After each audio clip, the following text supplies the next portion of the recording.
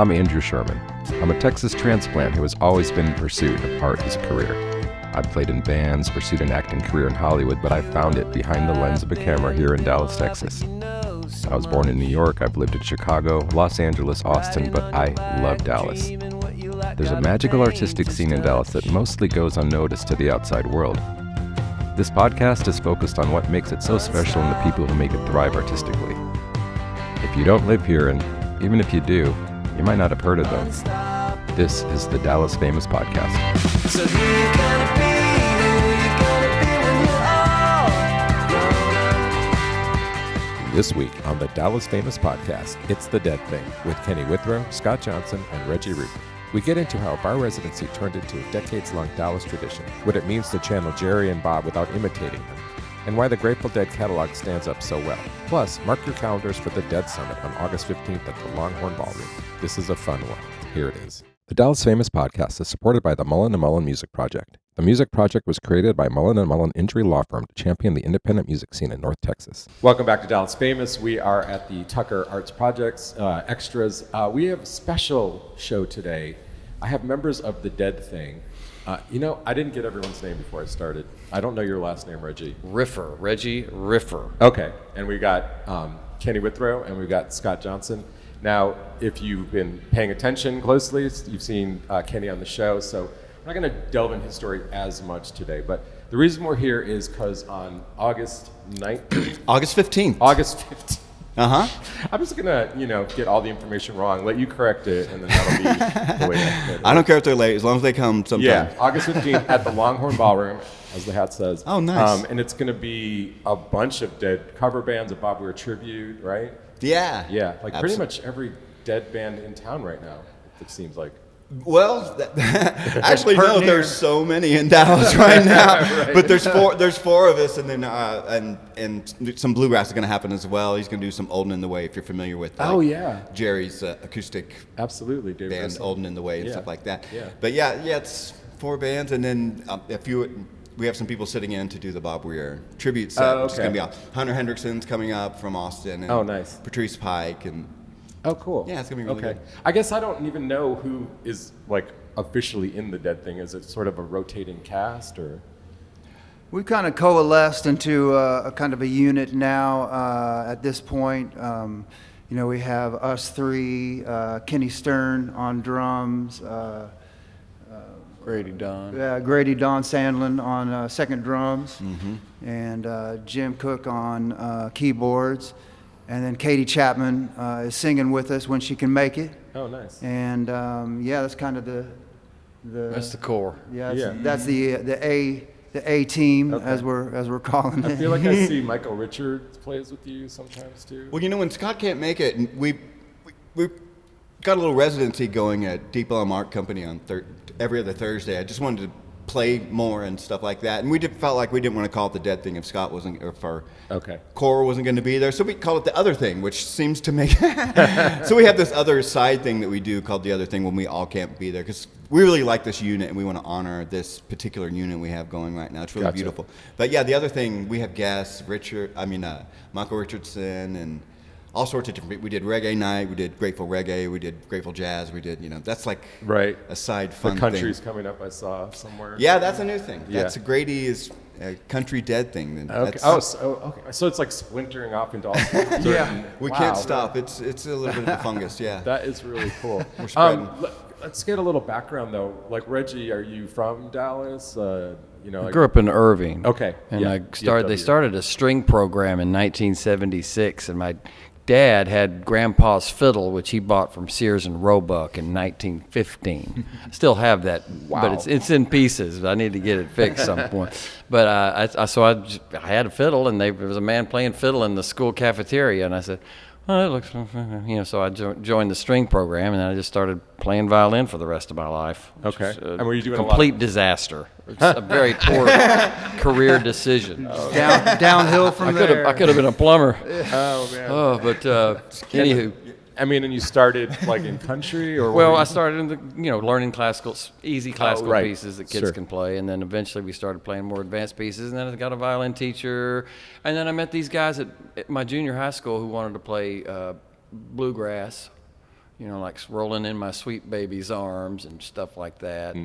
And I didn't know I could improvise.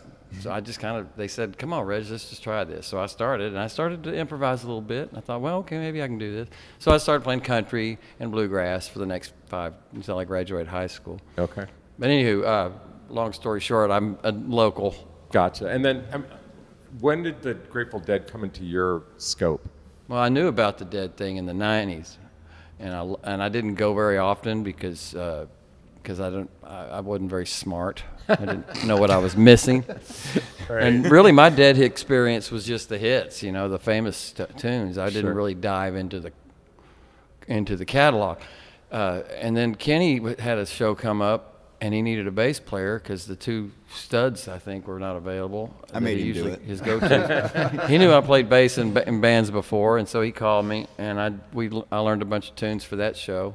And then I think 6 months to a year later, somebody decided to put the Dead thing together. But so I just kind of morphed into it. But what's been fun is I haven't done the complete learn every dang song. I've just been learning what they want to play. Sure. So I'm still learning new Dead stuff after 2 years. Right. So it's kind of fun to experiment. All of a sudden I hear the Pride of Cucamonga or whatever that. Sure.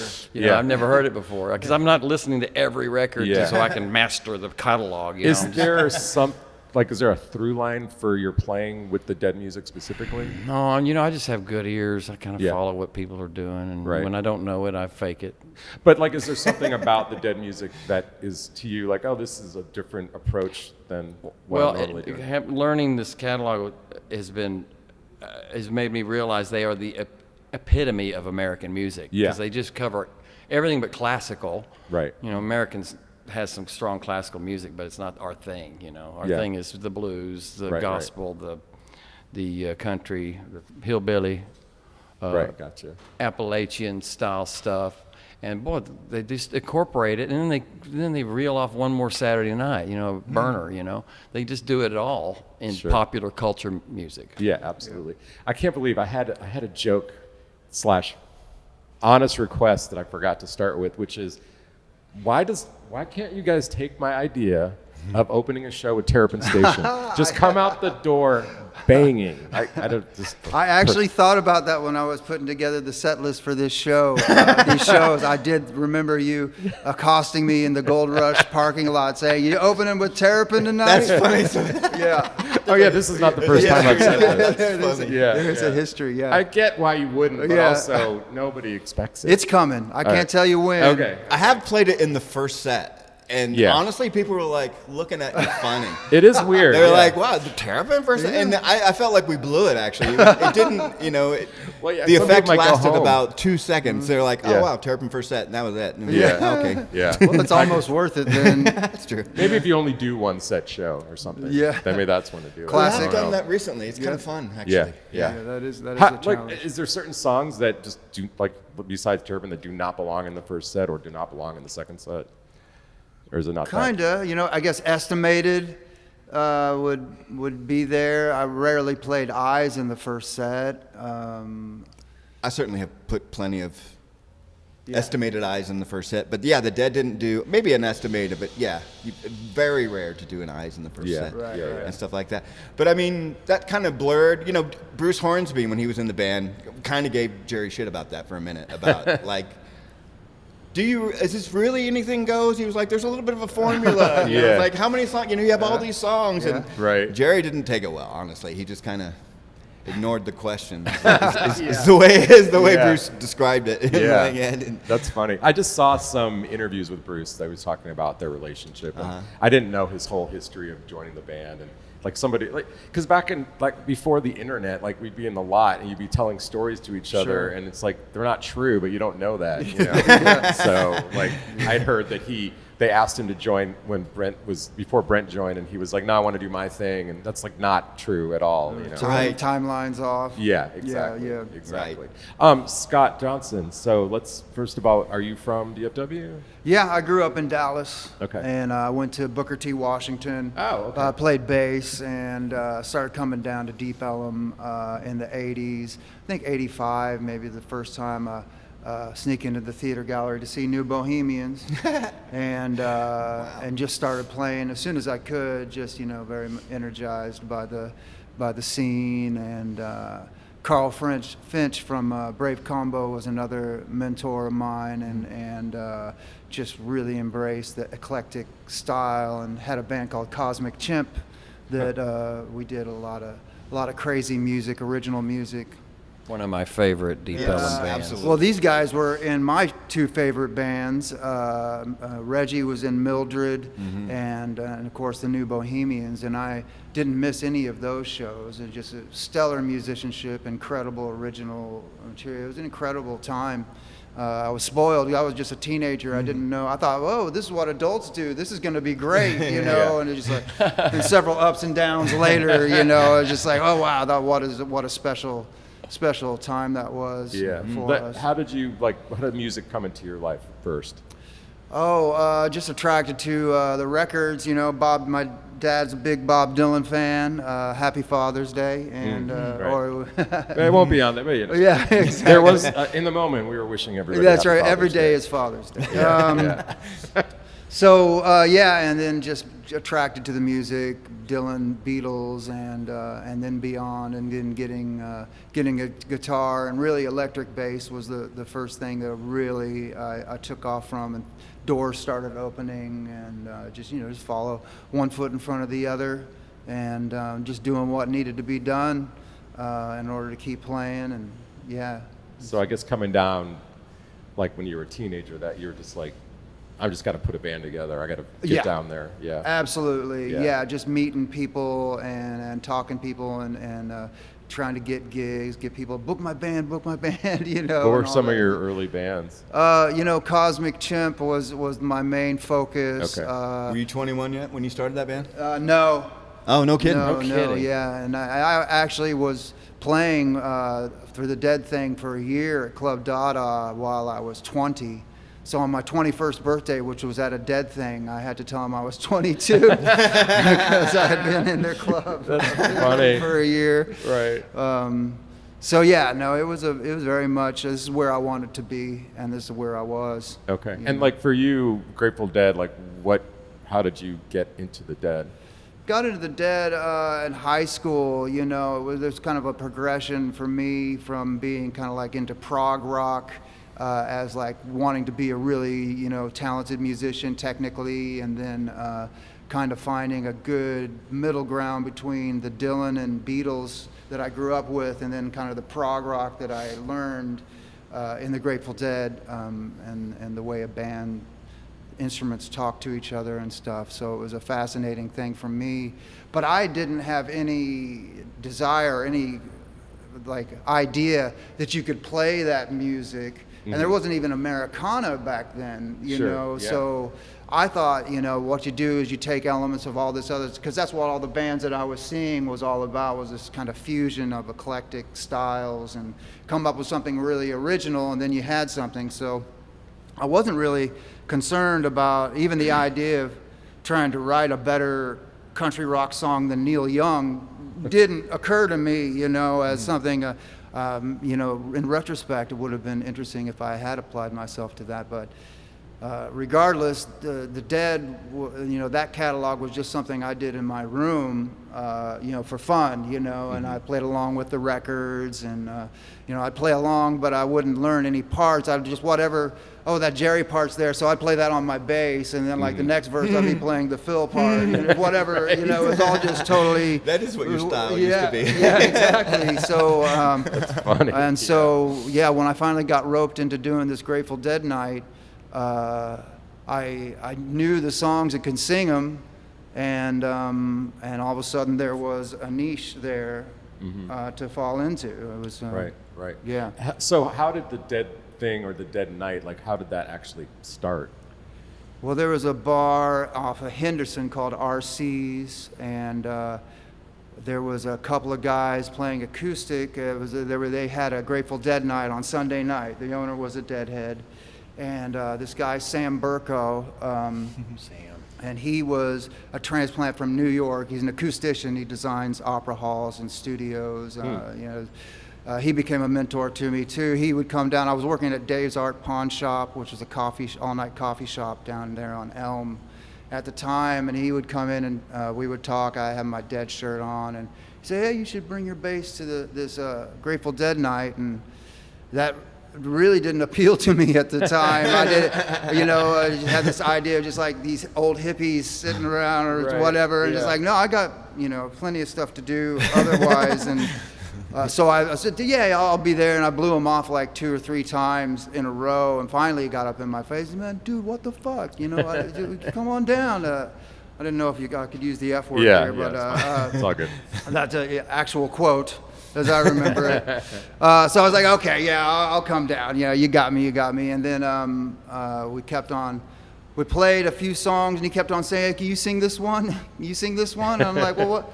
I'm glad I showed up so I could sing these songs for you. Is this Sam? Yeah. How funny. That is hilarious. Yeah.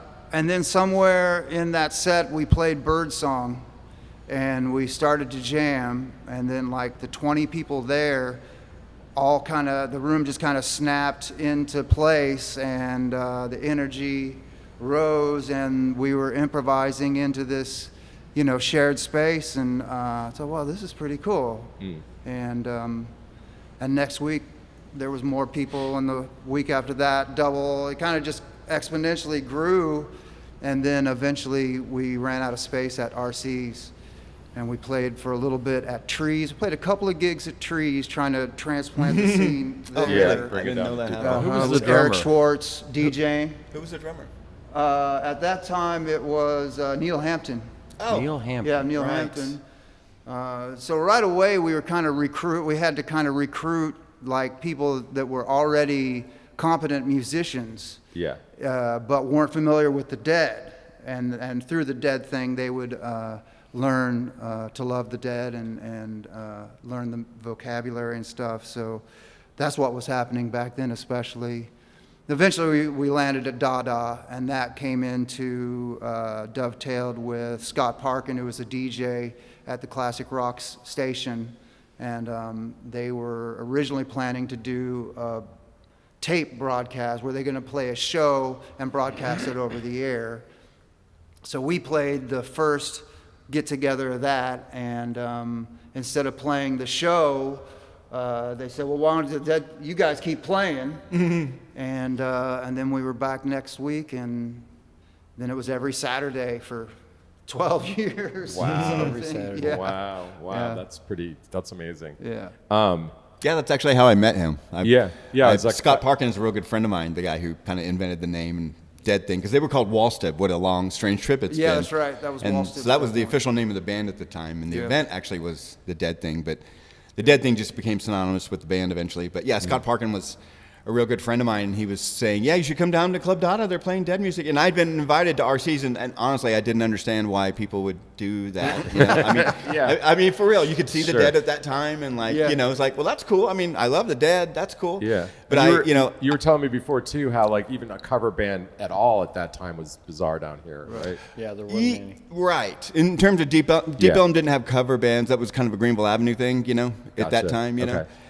And but yeah, Scott Parkin thought of the name and came down, and he invited me down, and this all was going on. I walked in the door, and Scott had a mohawk. He was jumping around the stage playing Grateful Dead, and it was just in like literally 10 seconds walking in the door. I was like, okay, we're gonna be friends, and like it was just like, okay, this is actually a real thing was happening. And Sam, who he's talking about, he was kind of really super smart guy, and kind of a.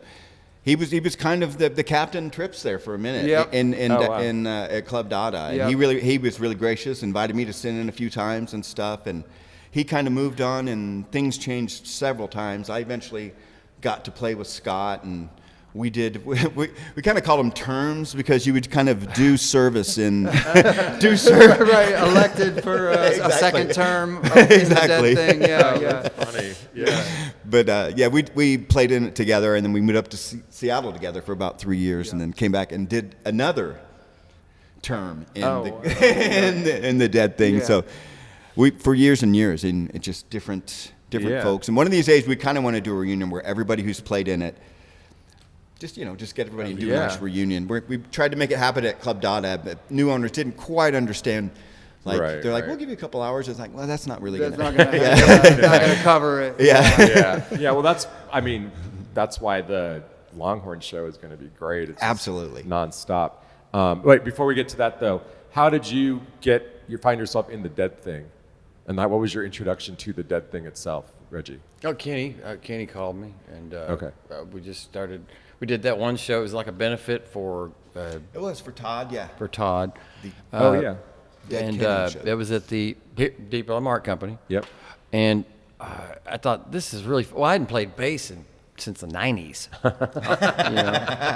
Except here and there. I think I played bass on my brother's country record because we couldn't find a decent one.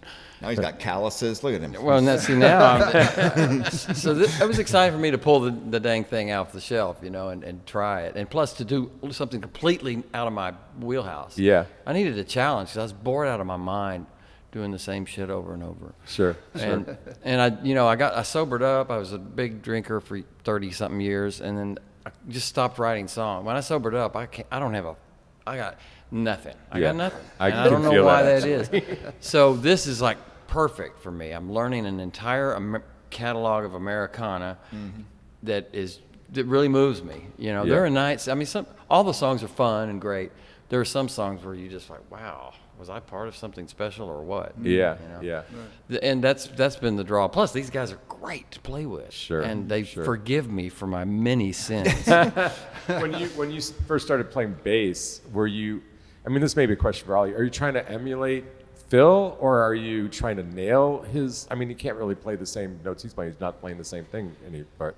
No, and my bass career started learning Geddy Lee. Heck yeah! Oh wow! Okay. and Sting. I was a big Russian Police and Bob Wills and Ray Price. Sting. That was my force. Oh wow! And Beatles, of course. Well, Paul, Paul McCartney. Sure. But right as far as how I approach it now, I'm just trying to remember everything and be busier than I normally would be. Because normally I'd play root and I'd hit the nice color chord here and there. Yeah. But to be busy, to Phil just goes off on flights of fancy, and for some reason it works, even though Jerry's over there noodling into a pasta dish, and Phil's up there making his own pasta dish, and it works somehow. So I'm trying to learn how to do that. Right. Yeah, I've heard it described as 6 guys playing 6 different songs together on stage. Yeah, at the same time. It may sound like that. Yeah, at times. It can. Yeah, it can sound like that. But the answer, the line between trying to be like Jerry and where. It's been a whole relationship that's started back in '89 when I would sit in with those. It's a thing. It's a line for sure.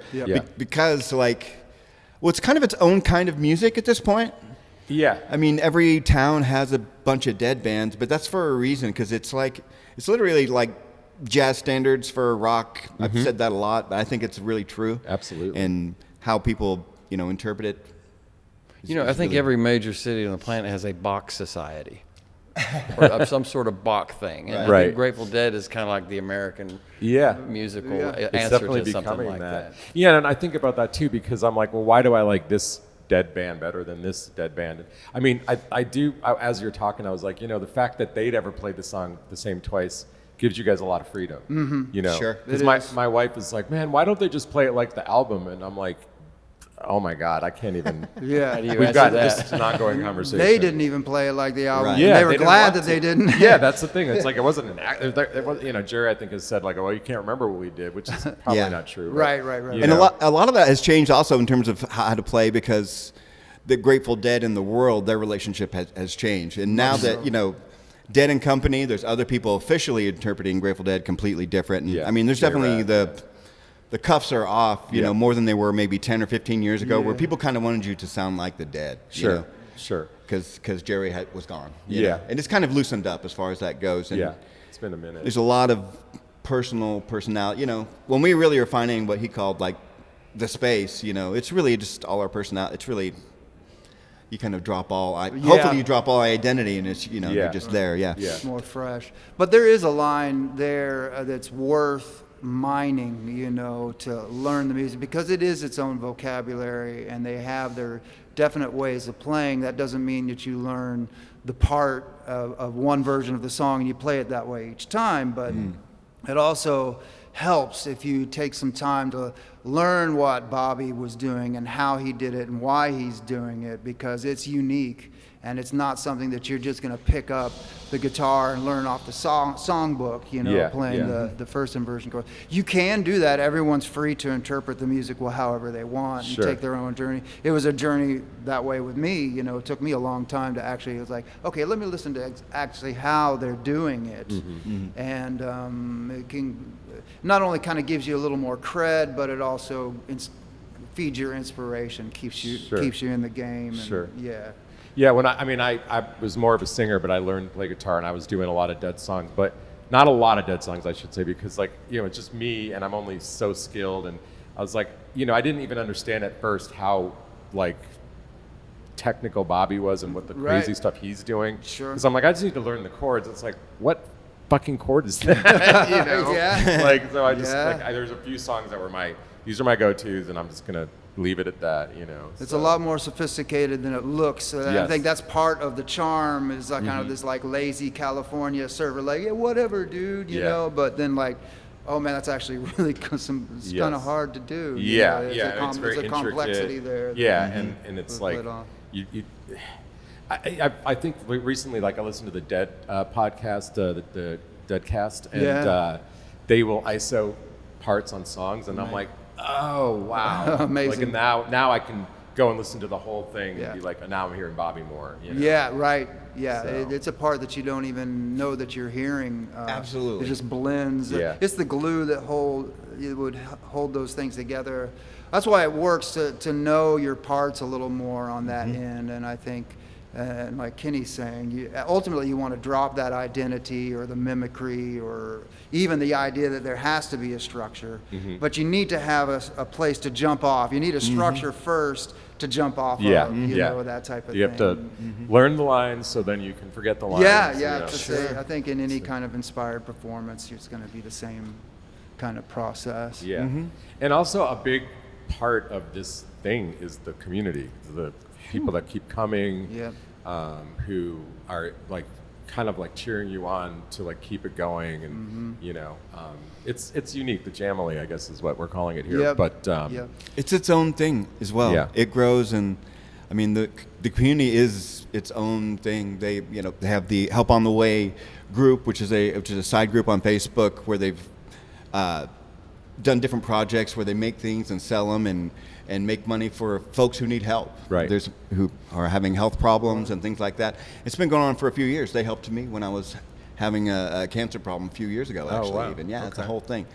So and they do swaps on their own, and like the community is just rich on its own. It's amazing. They have their own groups, and today, before the show, there's a whole party going on, and having a whole get together today before our show. Oh, cool! We're gonna go over there. We're gonna enjoy that. Let's end it talking more specifics about the Dead Summit, August 15th, Longhorn Ballroom. It's inside, right? It is inside now. Okay, for sure. I've been shooting some outdoor shows in this heat, and God, Ryan Bingham, I almost passed out. It was too hot. So it's going to be the bands, is like vending and stuff? Like there'll be some vending. Yeah, just after all this time, the original Dead thing was an event. This is kind of the biggest Dead thing ever. It's we just want to get all Dead bands. And we were going to have outdoor vending and things like that. Like you said, it's going to be super hot. So we moved them inside. We got 10 nice booths. Going to be selling tie-dyes and things like that. Cool. Trying to get Rock the Vote out. Trying to get some different folks in the... So we'll have vending and lots of folks, lots of music. What time does it start? 6. 6. Okay. Oh, it's going to be... Okay, nighttime. Excellent. All right. Well, is there anything I missed that you guys want to get out about this or... shows, or like, I mean, you have other shows coming up. We'll have links you can follow along, and like you said, there's the residency at Artco, and I know you guys play Tolbert's from time to time, and you were just in Denton. You guys are all around now. It's pronounced Tolbert's. It's a French chili parlor. Oh, French chili. My bad. It is my bad. Completely. Oui.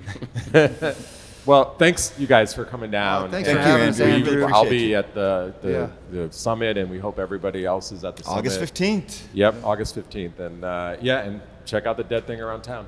Always a pleasure.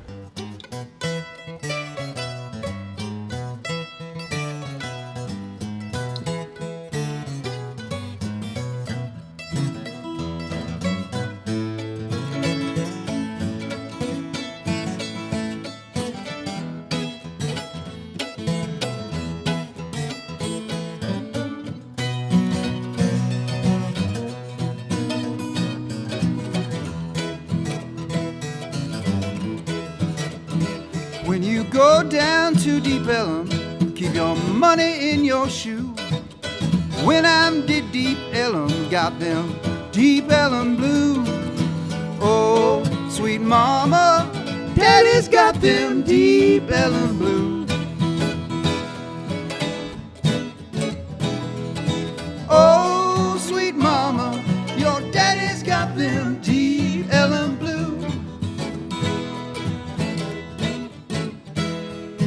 Once I knew a preacher preached the Bible through and through. Went down to Deep Ellum, now his preaching days are through.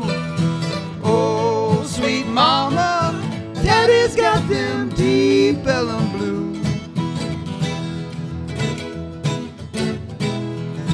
Oh, sweet mama, daddy's got them Deep Ellum blues.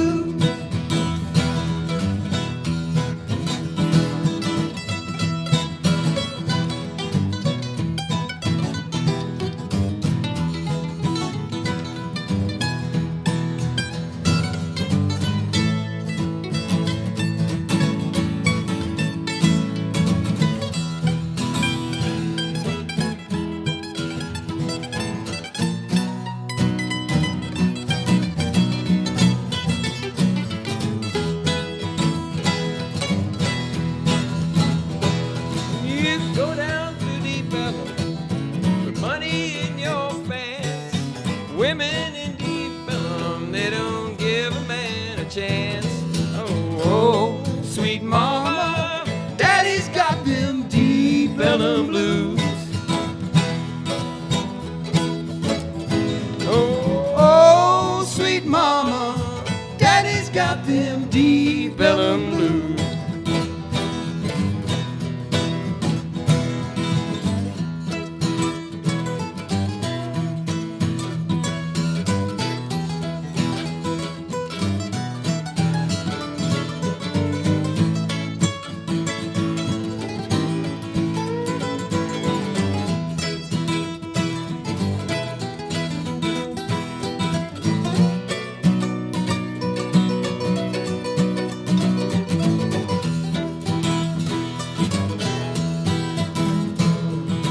Once I had a girlfriend, Lord, she meant the world to me.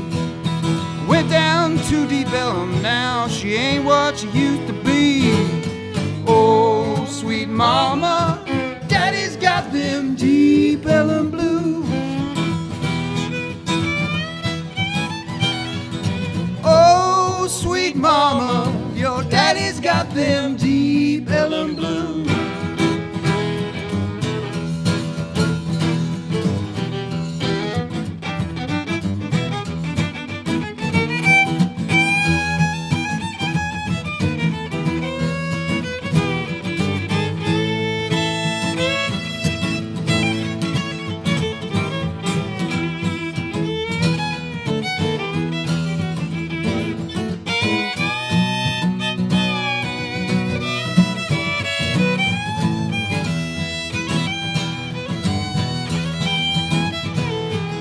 Go down to Deep Ellum to have a little fun. Get your $120 ready when the policeman comes. Oh, sweet mama, daddy's got them Deep Ellum blues. Oh, sweet mama, your daddy's got them Deep Ellum blues.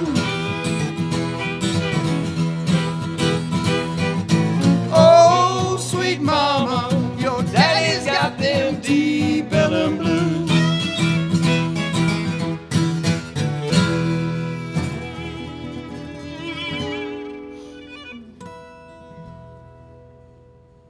Anybody heard? I'd like to thank The Dead Thing for joining me today. Don't forget the Dead Summit, August 15th at the Longhorn Ballroom. Thank you to the wonderful Tucker Art Projects Gallery for allowing us to record there. Theme song, Unstoppable by Salim Narala, and the outro is The Place to Be by Electric Ants. Thanks again to the Mullen & Mullen Music Project for their support. Like, subscribe, and share the podcast, and we'll see you next week.